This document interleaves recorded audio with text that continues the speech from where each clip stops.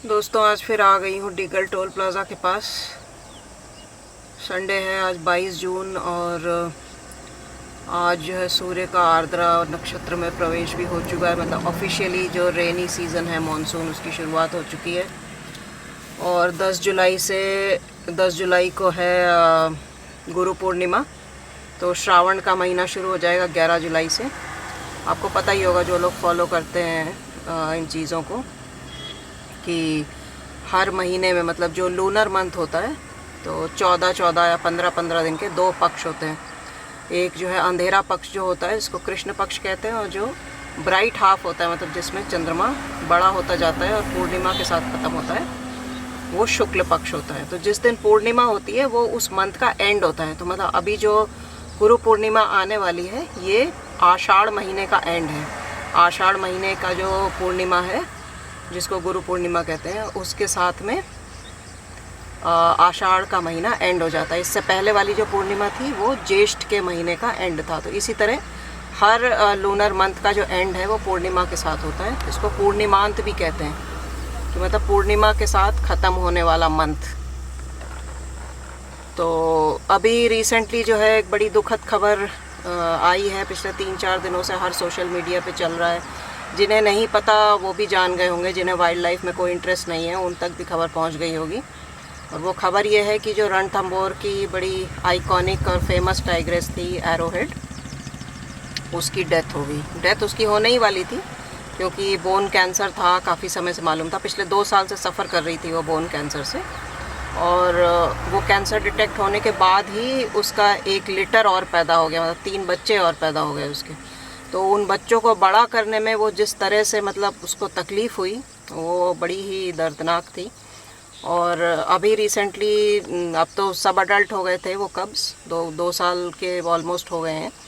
तो उनके काफ़ी ज़्यादा इन्वॉल्वमेंट रहा ह्यूमन एनिमल कॉन्फ्लिक्ट में, और 3 लोग मारे भी गए पार्क में उसी के बच्चों के द्वारा।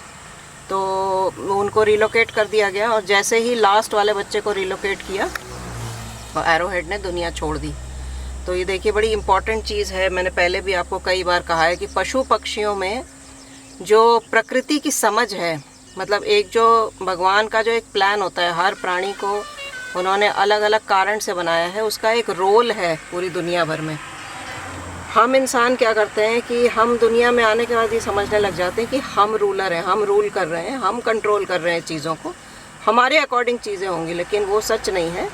सच ये है कि जिसने बनाया है दुनिया को, एक स्कीम है ये पूरा यूनिवर्स जो है, ये पूरा एक दूसरे से सब लोग जुड़े हुए हैं, और हर प्राणी का एक रोल है। इंसान का भी एक रोल है, इंसान भी तो प्राणी ही है, उसका एक रोल है। लेकिन वो ना तो उसको पता चलता है कि उसका रोल क्या है, और ना ही उस काम के ख़त्म हो जाने के बाद वो ये समझता है कि अब मेरा समय हो गया है, मुझे जाना चाहिए। तो इंसान की सोच ही अलग हो जाती है। कैसे होती है पता नहीं, मतलब जिस प्रकृति में हम पैदा होते हैं उसी से अलग कैसे हो जाते हैं, और भूल जाते हैं उन चीज़ों को जो कि हमारे डीएनए में डाल के हमें भेजा गया है। लेकिन जानवर नहीं भूलते हैं, वो अपनी ड्यूटी को बखूबी पहचानते हैं और निभाते हैं।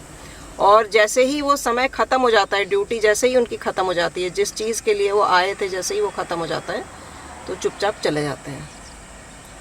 तो इसी का एग्जाम्पल एरोहेड भी है। हालांकि काफ़ी दुख हुआ उसके बारे में सुन के। वो फेमस इसलिए नहीं थी क्योंकि वो एरोहेड थी, वो फेमस इसलिए थी क्योंकि उसका जो लीनिएज था, जिस वंश की वो मेंबर थी, वो वंश ही पूरा मशहूर है। उसकी नानी मछली, उसकी माँ कृष्णा, उसके बाद एरोहेड खुद, और अब उसकी बेटी रिद्धि। तो ये इन्होंने मतलब हर जनरेशन में राज किया है रणथंभौर पे।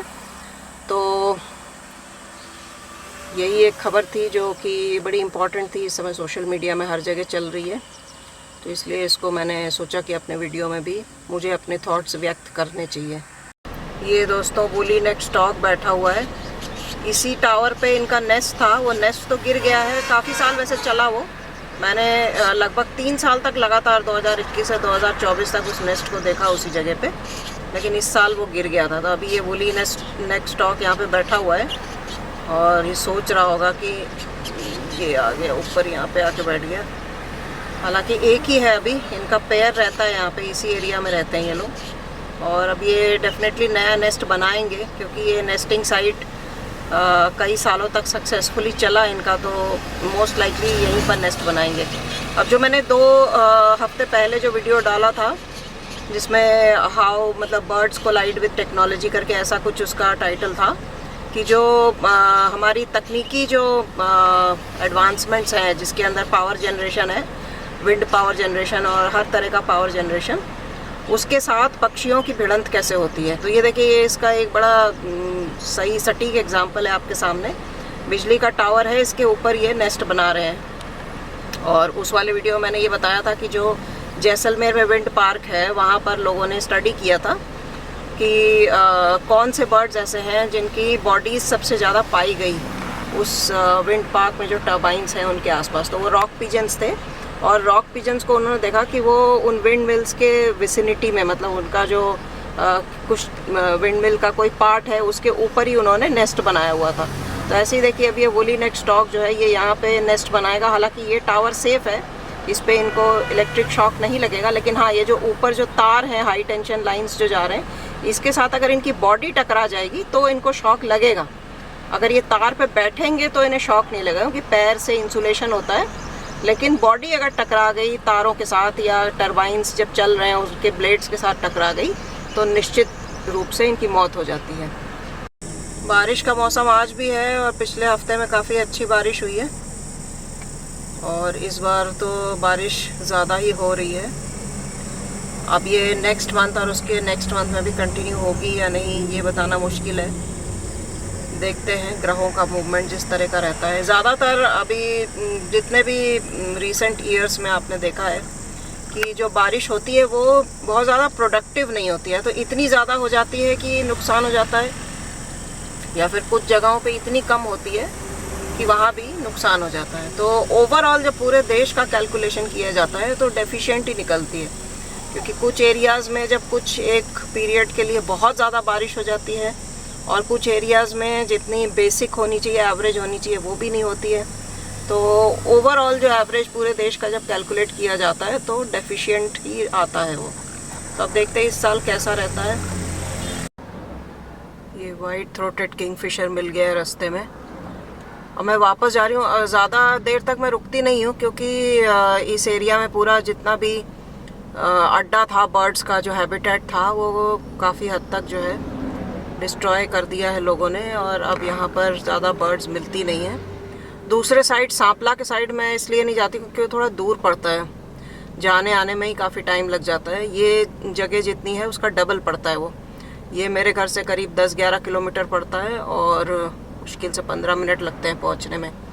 लेकिन उस साइड अगर आप जाएंगे तो 25 किलोमीटर के आसपास पड़ता है वो, और वहाँ पहुँचने में और वापस आने में ज़्यादा टाइम लगता है। तो इसलिए कुछ काम होता है, अगर दिल्ली में बहादुरगढ़ जा रही हूँ तब मैं फिर उधर उस साइड से जाती हूँ, और तभी उस साइड शूट करती हूँ। ये किंगफिशर है, और यहाँ नीचे अभी एक प्रीनिया या कुछ मैंने देखा था। यहाँ पे काफ़ी सारे बी ईटर्स भी हैं, बी ईटर्स, प्रीनिया और वाइट आई, ये सब तो वैसे मतलब पॉपुलेटेड एरियाज़ में भी मिल जाते हैं, घरों के आसपास भी मिल जाया करते हैं। यहाँ पर भी कुछ एक बैठा हुआ है। इस जगह पर ब्लैक विंग काइट भी मुझे कई बार मिल चुका है। ये भी शायद वुली नेक स्टॉक ही है क्या, बड़ा पक्षी है कोई यहाँ। इसकी भी गर्दन सफ़ेद लग रही है, मैक्सिमम जूम के साथ भी क्लियरली नहीं दिख रहा है। वुली नेक्ट ही है, वुली नेक स्टॉक ही है, जो कि इस टावर पे बैठा हुआ है। यहाँ पे मैंने नेस्ट इनका कभी नोटिस नहीं किया, लेकिन हो सकता है यहाँ भी बनाते हो, कोई अजीब बात नहीं है। ये देखिए दोस्तों, क्या बढ़िया साइटिंग हुई है। ये है जैकोबिन कुक्कू।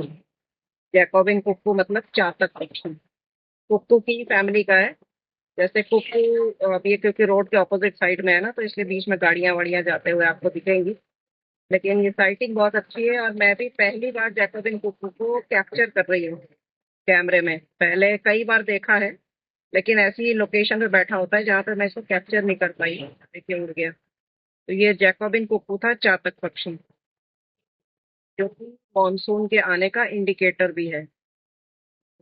तो अब आज का व्लॉग यहीं ख़त्म करती हूँ। घर के पास ही आ गई हूँ, और मुझे खुशी है कि आज ज्यादा कुछ नहीं दिखा, लेकिन ये लास्ट में जैकोबिन कुक्कू जो दिख गया ना, ये बढ़िया साइटिंग थी। तो अब नेक्स्ट ब्लॉग में आपसे मुलाकात होगी, छुट्टियां शुरू हो जाएंगी कि मैं कुछ अच्छे ब्लॉग्स बना पाऊंगी। और तब तक आप मेरे चैनल को सब्सक्राइब जरूर कर लीजिए और वीडियोस को लाइक और शेयर करते रहिए।